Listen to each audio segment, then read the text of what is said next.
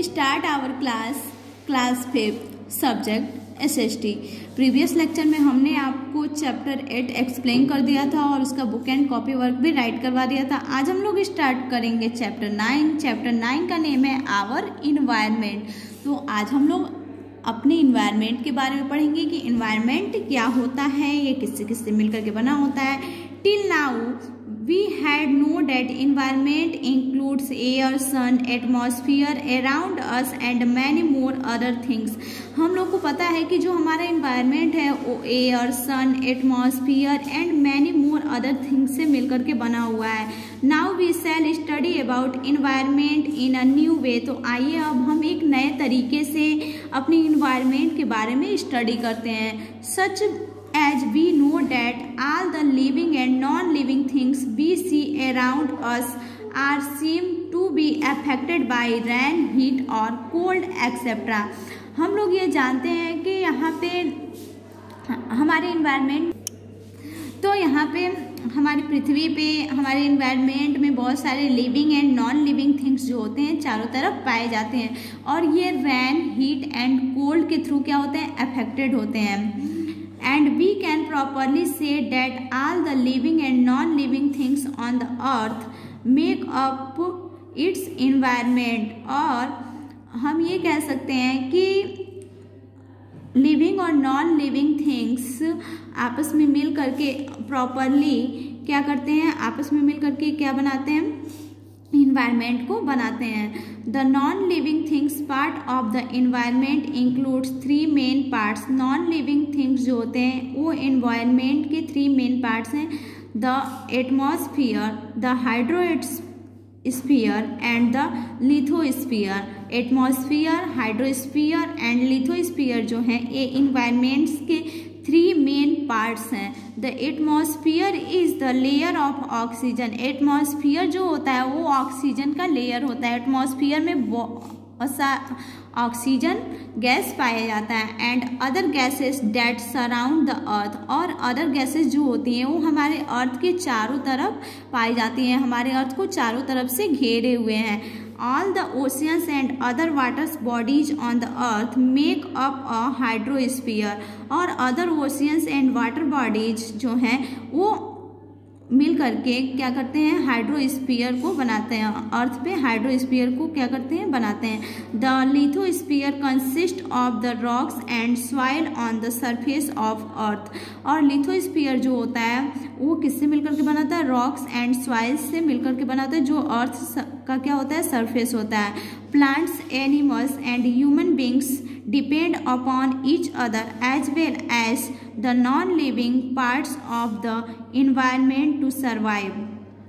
और human beings and जो non living things है, केवल ह्यूमन बींग्स ही नहीं, नॉन लिविंग जो थिंग्स हैं वो भी क्या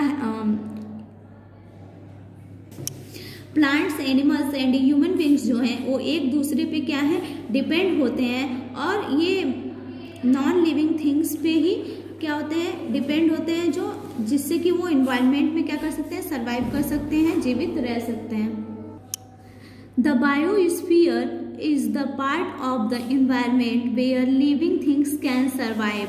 बायोस्फीयर जो है वो इन्वायरमेंट का पार्ट होता है जहाँ पे लिविंग थिंग्स जो होती हैं वो सर्वाइव कर सकती हैं। लिथोस्फीयर हमारा नेक्स्ट टॉपिक है, लिथोस्फीयर। लिथोस्फीयर क्या होता है, the lithosphere is the surface of the earth that is made up of soil and rock and soil, solid rock and soil. Lithosphere earth का वह सरफेस होता है जो सॉलिड रॉक एंड सॉइल से मिलकर के बना होता है। It is also known as the crust, और इसे हम लोग क्रस्ट के नाम से भी जानते हैं। It is the thinnest layer of the earth. यह अर्थ का थिनेस्ट लेयर होता है। बिलो द लिथोस्फीयर और crust we have 2 more layers called the mantle and core.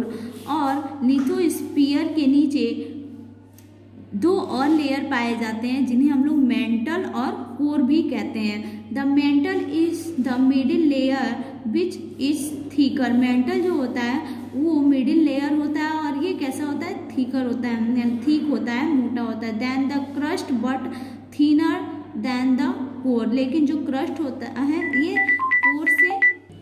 Core से थिनर होता है, यानी कि क्रस्ट जो होता है वो कोर से पतला लेयर होता है। The mantle core can be found below the contents and under the oceans. जो मेंटल एंड कोर पाए जाते हैं ये कॉन्टिनेंट और ओशियन के अंदर, ये ओशियन और कॉन्टिनेंट्स के अंदर पाए जाते हैं। As we go deeper into the earth get hotter and the pressure increases. जब हम पृथ्वी के अंदर जाते हैं, अर्थ के अंदर जाते हैं, जितना ज़्यादा अंदर जाते हैं, जितना ज़्यादा डीप जाते हैं, तो ये बहुत ही हॉट है, अंदर से बहुत ही हॉट ये है और इसका प्रेशर जो है वो बढ़ता जाता है। The core has 2 parts. Core के जो कोर लेयर होता है उसके 2 पार्ट्स होते हैं, आउटर एंड इनर कोर। इसके 2 पार्ट्स होते हैं, outer core and inner core.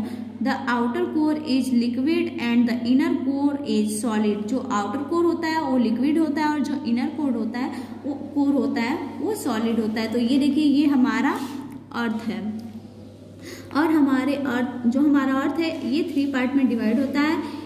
ये देखिए जो सबसे अंदर वाला लेयर है इसको हम लोग बोलते हैं कोर, और कोर जो है वो 2 पार्ट में डिवाइड होता है। ये 2 पार्ट में डिवाइड होते हैं, inner core and outer core. तो ये कोर जो है 2 पार्ट में डिवाइड होता है। ये आपका मेंटल और ये क्रस्ट। क्रस्ट के नीचे क्या होता है आपका मेंटल होता है और अंदर की तरफ आपका कोर होता है। आज का आपका क्लास यहीं पे ओवर होता है। Thank you.